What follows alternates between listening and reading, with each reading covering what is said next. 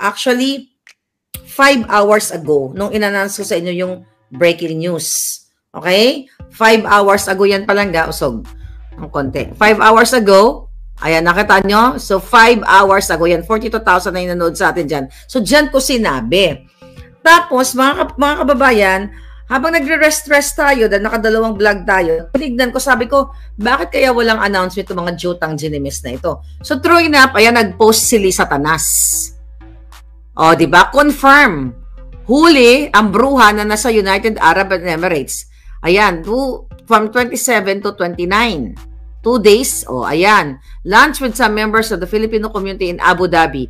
Fish market, da-da-da-da-da. Ngayon, mga palangga, bakit hindi pinaalam sa media? Bakit walang post sa presidential communications? Kasi mga kababayan, ang protocol ng pag-alis ng mga head of state, okay, ng presidente at first lady, yun ay pinapaalam sa bayan kung ano ang ginagawa nila sa bansang kanilang pinupuntahan. Pero bakit after 5 hours, nung nalaman natin yung balita, binalita ko muna sa inyo dahil may puting ahas na nagbalita sa inyo, sa akin at breaking news, sabang hindi naman yun talaga ang topic natin dahil hindi ko naman talaga alam. Ngayon, nag-post siya na yan, an hour, 55 minutes ago, nandun confirm na nasa Dubai, nasa UAE siya. So, ibig sabihin, nataranta ang mga buwaka ng ina kasi hindi nila pwedeng itago to. Sabi ni Chin Chin Cheng, may itinatago siya.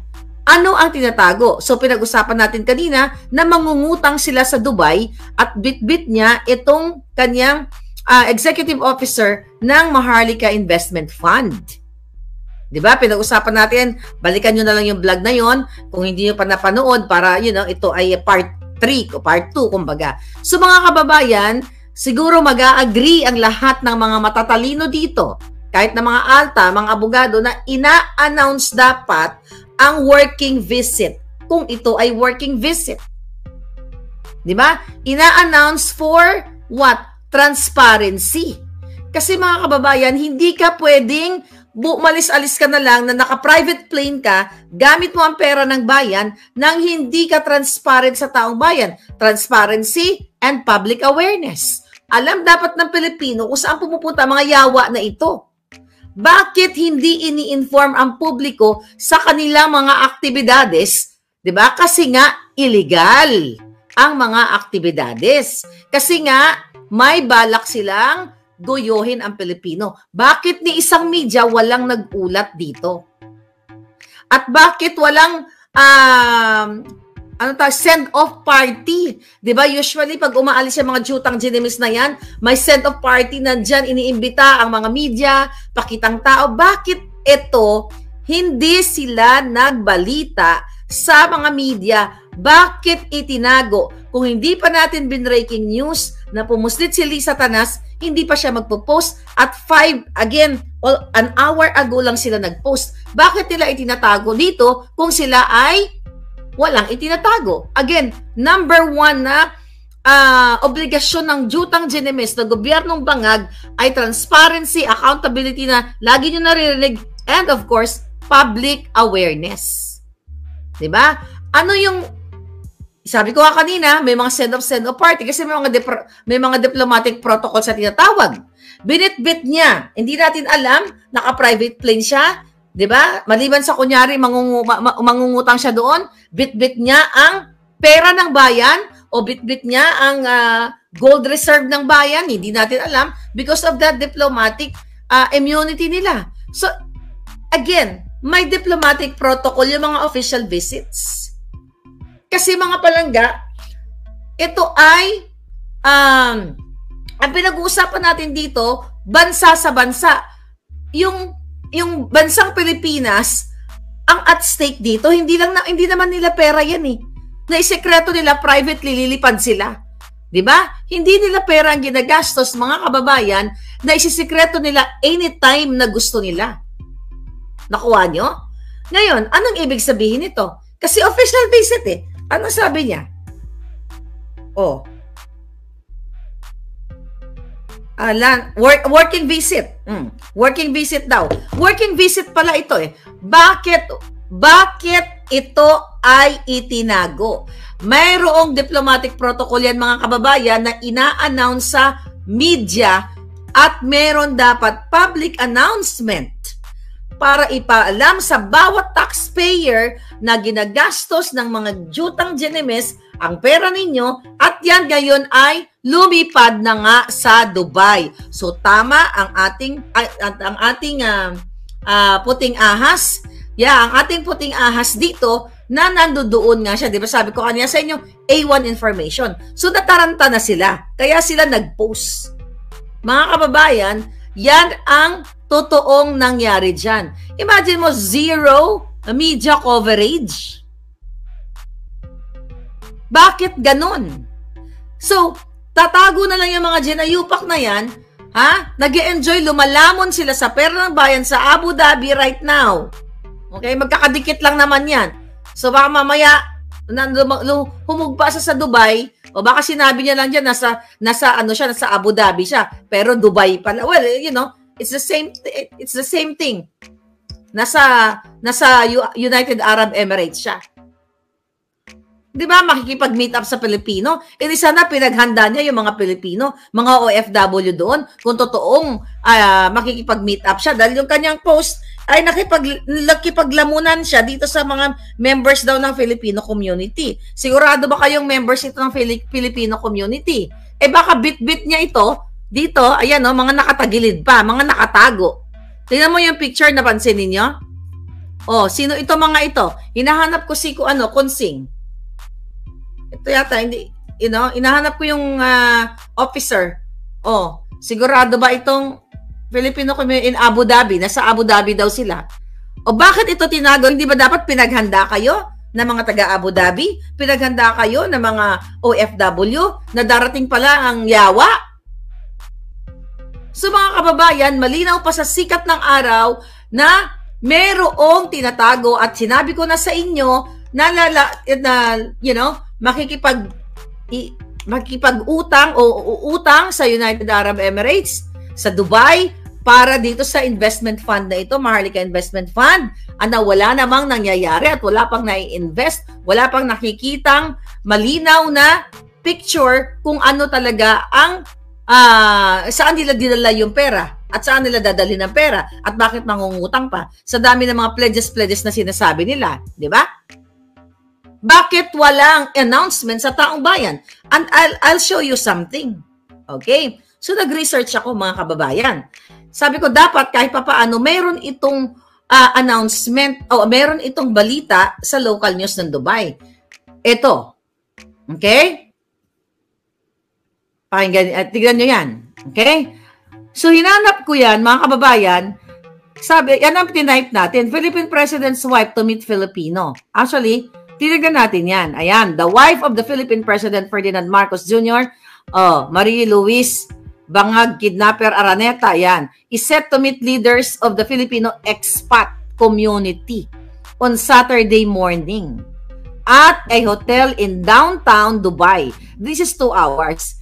Pero look at this, mga kababayan. Idilat nyo ang inyong dalawang mata. Pag kinlik mo, dadan! Not found.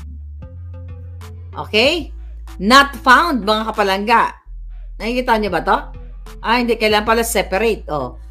Okay, separate. Not found siya. Tingnan mo. Okay? Okay. Nakikita. Nakita niyo. Ayan. Okay na. Not found. Alright? Yung sa akin, tingnan ko Ito nakikita. Okay. Yes, it's not found, right? Magtataka ka ngayon. Bakit not found? Bakit binalita? Balikan natin yung balita. I-back natin ng bonggang-bongga. Okay, I think it's about, okay, tingnan natin. Ayan, di ba? Binalikan ko. Nandyan yung balita siya, nakalagay. Tingnan, lakayan natin. The wife, pag kinlik mo yung balita, wala na. The wife of the 2 hours ago, okay? So, very suspicious, mga kababayan. Yung link ng article, wala na.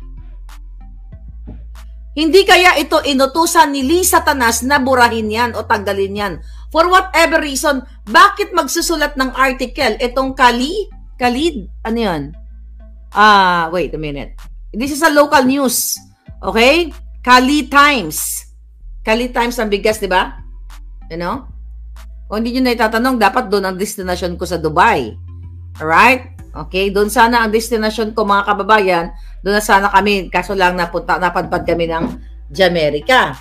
So ngayon, mga palangga, ayan yung sinasabi ko sa inyo. Okay?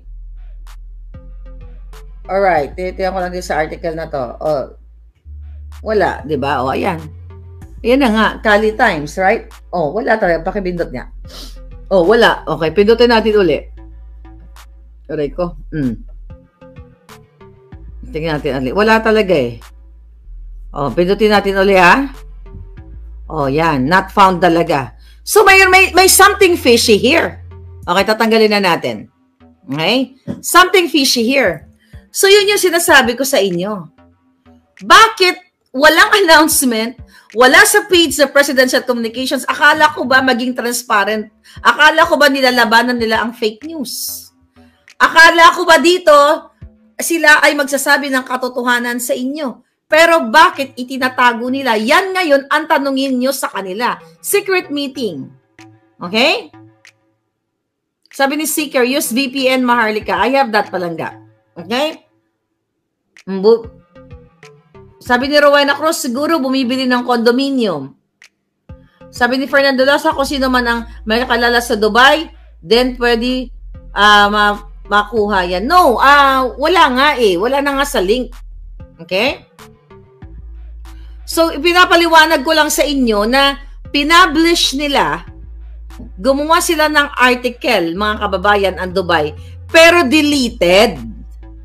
Binura. Bakit mo buburahin ang article kung walang tawag dito? Okay? Kung walang, ito nga. Ito, balikan natin uli. Dali Okay. Dali Yeah, I said it. Yan, no? Nakita niyo yan, diba? Khalid Times. Tignan mo ha. Lisa Marcos, Dubai. Maghanap tayo. Kasi usually, i-click natin. Okay, Lisa Marcos. Mag-search ka. Marcos, Dubai. Okay? Tignan natin. Diba? Dapat lalabas yan. Yan. Mayroon, 2 weeks. What a wonderful early morning. Ano to? Expat Media. Walang balita. Lagyan natin news. Wala. Dubai. May nakita ba kayo sa, tignan natin ay GMA News, kunyari. Tignan natin. Makikita kasi yan eh. Makikita. Walang current news. Okay? So, pinapakita lang natin sa inyo mga palangga na walang current news. Wala pala. Okay, wala naman ako na search. Okay? So, wala siya sa current news. So, ang ibig sabihin, tama ang ating puting ahas na talagang meron silang itinatago at kinukubli sa inyo. Sa United Arab Emirates nga. Gaano ba kalayo ang Abu Dhabi sa UAE? Ang information sa atin, pupunta sila, nag-fly siya Manila to Dubai. Pero ngayon, nag-release ng picture na nasa UAE siya. So how long? Ilang miles ba? Tignan natin, i-Google natin kung gaano kalayo ang Abu Dhabi sa Dubai. Okay? Distance. Okay? Distance Abu Dhabi to Dubai. Tulungan nyo na rin ako para mag-Google kayo. Okay. Distance from Abu Dhabi to Dubai. It's only 87 miles o 140 kilometers. Ilang hours drive lang yan. More or less, kulang-kulang 2 oras kung magdadrive sila. You know what I mean? Kasi magkakadikit lang yan eh. By car? Yeah. Tama. Sabi nga ni Lims, 1 hour lang daw. Sabi ni Lims Door, 1 hour lang po ang Dubai to Abu Dhabi, madam. See? So, ang importante, alam ninyo, sabi ni, mabilis ba driving dyan? 2 hour daw for bus. Okay? Kasi, ang kinocompute ko, 87 miles, pag ako nagda-drive dito, makukuha ko lang yan, mga 1.5 oras. Kung ang takbo ko is, 87. Kung isang oras, kung 1 hour, kung overspeeding ka, 87 miles per hour, di 1 hour mo lang makukuha. Diba? So, more or less 1.5 hour drive. So, ganun pa man, mga kapalangga, confirmed na si Lisa Tanas ay nagkubli, nagtago, tumakas, ngunit nabuking ng ating puting ahas. Kaya naman, yung mga yawa talaga na mainstream media, mga walang silbi. Nag-umpisa tayo, di ba? Itong week na ito, yung inulat natin sa inyo na merong memorandum. Okay? Ang Philippine Space Agency na kung saan maglo-launch ng rocket ang China. At ikinubli din sa inyo, 2 days after pala inulat, na iulat na natin sa ating channel. And now this. Walang seremonyas. Tumakas sa mga yawa. Akala kasi nila walang magsusumbong. So nagtago talaga sila. Ano ba naman yung i-announce nila sa presidential communications na ang first lady'ng butod, mudlo, putot, lahat na ay tatakas papuntang UAE. Mahirap ba isulat yan? Mahirap ba isulat kahit 5-liner o 2-liner lang? O nag-post nga siya na nagpunta-punta nga siya sa Dubai, na nasa UAE siya, Ayan. Nandiyan siya. Nag-post siya 1 hour ago. Bakit ngayon lang magpo-post after natin mag-vlog na naibuking natin? Kasi wala na silang choice. Umikot na ang tumbong ng mga jutang Ginemes. Dahil nabuking nyo na. Nabuking na ng taong bayan na ginago kayo. My God. Kaya pag nakita nyo dyan, i-alert nyo ang inyong mga camera. Sabi ni James, madaling araw ang dating ko sa Dubai, yayain ko mag-bar kami. Sabi ni Gemini, anong oras? Tignan ko, anong oras sa Dubai ngayon, ha? Titignan ko kasi 1 hour sila nag-post. Dubai is 8:32 p.m. So, maaga sa Dubai. 7:32. So, nataranta ang mga yawa. Sobrang nataranta sila, na nabuking sila. Again, mga kababayan, talagang walang kahihiyan. Itong mga bangag na ito, mga palangga, talagang wala silang pakialam. Remember dati, nung kaupo pa lang nila, nung tumakas din si Kuting, nanood ng Formula 1 sa Singapore, nagtago din sila doon, tumakas din sila. Kaya nga ayaw nila maging transparent sa inyo dahil wala silang pakundangan na lustayin ang pera ninyo at nakawin. At again, obligado ang gobyerno at ito ay nasa ating batas na dapat ipaalam sa taong bayan ang lahat ng kanilang mga galaw dahil sa bawat nilalamon nila, bawat nilalaklak na alak ni Lisa at bawat sinisinghot na pulburo ni Marcos Jr. ay pera ninyo, hindi nila pera. So, marapat lamang na tayo ay maging mapagmatsyag at questionin bakit isinekreto ang pagrampa niya dyan sa UAE. Bakit? Yan ang malaking katanungan sa mga sindikatong ito. So malinaw pa sa sikat ng araw na talagang yung in-inform sa atin na for vested interest, mangungutang sila doon o whatever kung ano man mangutang sila sa mga expat, but definitely the Department of sa finance team ng Dubai, or pwedeng humakot din sila ng pera para itago for whatever reason. Kasi hindi nga sila pwedeng i-search, di ba? Yung kanilang mga bit-bit sa aeroplano, hindi pwedeng i-search. Kahit magdala pa ng lalaki si Lisa, na Russian o Romanian, na taga-Gurgur, hindi ma-question. Kahit isyuhan niya pa yung Romanian ng Philippine passport na taga-Torjak niya, whatsoever, yung mga ganon, pwede niyang gawin kasi hawak nila ang gobyerno. Kahit dalhin pa ni Lisa yung mga ginurgur nila, kunwari, itapon sa Dubai, hindi siya machi-check.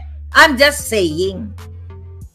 Nagsasite lang ako nag-example sa inyo. Ganito po kababoy ang gobyerno ninyo, kaya dapat wakasan na sila. Okay. Kawatan like a thief in the night, sabi ni Chino Mira Bueno. Lizard. Ayan. Lizard and President of Maharlika Fund, smell fishy. Yeah. Talagang fishy talaga. Money laundering, sabi ni Trollbuster. Ayun na nga sinasabi ko sa inyo, Palangga. So, ano yung purpose? Bakit itinatago ng mga walang iyang ito? TGIF. Okay? Sa'yo, Palangga. Jobert. Okay? Gusto niya makatikim ng falafel ng Dubai. Oh, yan, sabi ni Al. Dubai, dami na Pinoy, may makakita dahil sa inyo. But anyway, nakita na. Nag-post na nga sila. So, malinaw pa sa sikat ng araw na yung A1 information natin ay confirmed, mga kababayan, na nasa Dubai siya. My God, mga Palangga, harap-harapan na po tayong binababoy ng babaeng ito, ng gobyernong ito. Tanungin ko kayo, kung may nanonood na Dilawan Pinklawan, tama ba na itago yung pagpunta sa Dubai kung ito ay working visit? Kung totoong working visit ito, ang at stake dito, ang kinabukasan ng bayan. At working visit, bakit si Lisa? May mandato ba siya? Yun yung question. May mandato ba siya? Ano ang kanyang role? Siya lamang ay, kung titignan mo, First Lady. At siya ay mag-aasikaso sa lamang ng mga social functions dyan sa Malacanang. Yung mga gatherings, di ba? Magpakipag-inuman, baka pagbartikan sa mga bisita. Wala po siyang mandato to work with o to talk to whoever sa ibang bansa o sa Dubai. Kasi wala siyang mandate to talk about it. Anong working visit na sinasabi niya? At kung ito'y tungkol sa Maharlika Investment Fund, which is yun ang nakarating sa ating aming information sa atin, wala po siyang karapatan na makipag-transact kahit kanino dahil hindi siya inatasan na maging executive officer or board member nitong Maharlika Investment Fund na ito. Yan ang gusto kong maintindihan ng taong bayan, hindi porket First Lady siya ay kaya niya nang gawin ang lahat, which is ginagawa niya. Kahit magtanong kayo sa mga abogadong magagaling dyan na kamag-anak ninyo, wala pong mandato si Lisa para mag-working visit unless kasama niya si Bangag. Si Bangag lang ang pwedeng mag-working visit. Siya pwede siyang mamasyal. Okay? Pwede siyang magpa-chuk-chak kung anong gusto niyang gawin sa camel, di ba? Gusto niya ng camel, magpa-chuk-chak siya doon. Wala tayong problema dyan. But, kapag gamit niya ang private plane o pera ng bayan, kailangan malaman ng bayan na ginagastos niya ang pera natin. Pero kung sumakay siya ng commercial plane lang, di ba? Na talagang gusto niya lang magliwaliw, gusto niya lang maglasing doon, o gusto nga niya magpa-chuk-chak sa camel, okay na yun, sige pagbigyan natin. Pero yung sasabihin niya, working visit? Working visit? Really? Pinagloloko kayo? Hindi po siya ang presidente. Presidente lang ang pwede mag-working visit. Ulitin ko, kung kasama si Kuting, okay yan. Pero wala siyang mandato. Wala siyang mandato na kahit makipag-chikahan doon. Makipag-chikahan, meron siyang mandato. Yung kati niya, pwede yun. Wala nang problema doon. Mandato ng, niya yan, frailty of a woman, katulad ni, pangalan yan, ni Sabah. Diba? Sabi ni Grace, si Grace pala to, si Benedicto, okay. Binudol na ang foreign investors, binudol pa tayo.